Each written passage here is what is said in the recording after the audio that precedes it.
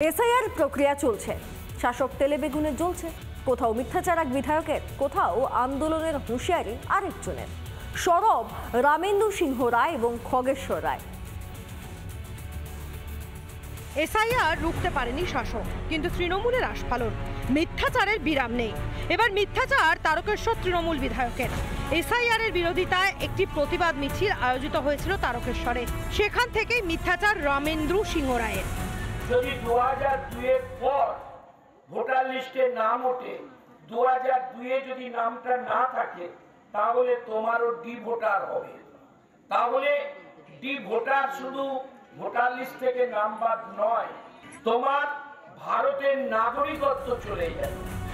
দক্ষিণবঙ্গের এক বিধায়ক যখন নাগরিকত্ব চলে যাওয়ার ভয় দেখাচ্ছেন, তখন উত্তরে আরেক বিধায়ক রীতিমতো আন্দোলনের হুঁশিয়ারি দিলেন।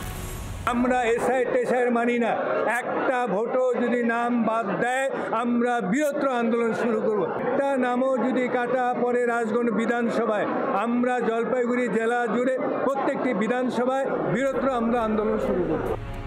রাজ্যের ভোটার তালিকায় ভুয়ো ভোটারদের ছড়াছড়ি, মৃতদের নামও ভুরি ভুরি।